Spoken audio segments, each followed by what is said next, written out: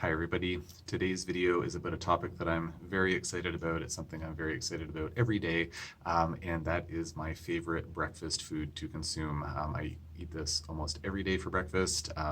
Maybe some exception on the weekends if I'm making bacon and eggs for the kids or something like that. But for the last year or so, almost every day for breakfast, I've been consuming what we call an egg shake. And big props and kudos to my wife for bringing egg shakes into my life. She told me about them quite a while ago. Took me a while before I decided to give one a try, but ever since I started consuming them, I just absolutely love them. So before getting into what is the egg shake, as per usual, nothing I'm saying should be construed as medical advice. This is for informational purposes only. If you need medical advice, please talk to your healthcare provider to get that advice. So the egg shake is basically raw eggs combined with some type of sweetener and then some type of milk.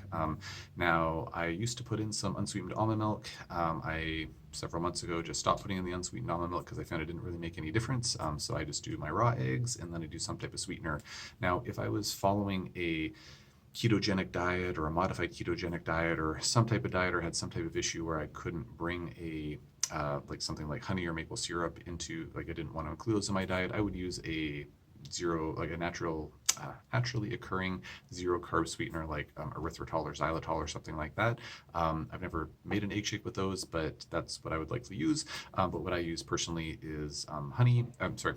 What I personally use is pure maple syrup. My wife, she prefers honey for hers. I've had them with honey. They're still good. I just find it's a little bit messier to clean out of the blender. So basically, I just put my eggs. I do 5 eggs personally. So I put my raw eggs in the blender. I put in maybe like a teaspoon's worth of maple syrup, give or take. You can, it can be modified to personal taste. I've been a little bit heavier handed with the syrup. I think I used to put in more like half a teaspoon of syrup, but a little heavier handed with the syrup because I'm just doing more weight training and whatnot, just trying to make sure that I have enough carbs to fuel the fire, so to speak. So I'm doing a little bit heavier with the carbs. So full teaspoon of syrup, going really nuts here with the carbs. Yeah, basically pop it in the blender. Pro tip, I don't blend it on high because that will create a lot of foam. And I find the foam is actually quite nice. You can kind of eat it off the top with a spoon or whatnot. But I just tend to blend it on kind of a medium-low speed for about 10 seconds and then pour it in a cup and good to go. And as much as it's like, red flags that might be coming for some folks, like you're eating raw eggs, isn't that crazy? Aren't you worried about getting salmonella or something like that? I mean, I suppose that I could take the step of, washing my eggs with soap and whatnot, but so far so good. I haven't had any issues with bacterial contamination, no food poisoning from the raw eggs, and yeah, I've been, again, doing it for the better part of a year. I know other folks who've been doing this for years and years. I've never heard of any food poisoning issues, but, we all have our own comfort levels with what we're willing to engage in. But yeah, so the one red flag would be, folks might be thinking is like, oh my gosh, like, are you getting food poisoning? So far so good.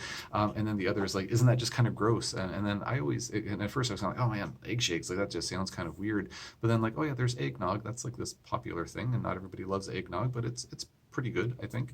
And really, for all intents and purposes, is very similar to eggnog. I mean, I don't put any alcohol in mine, as I know is popular with eggnog in some circles anyways, but yeah, it's just the sweetener, the eggs, and that's it.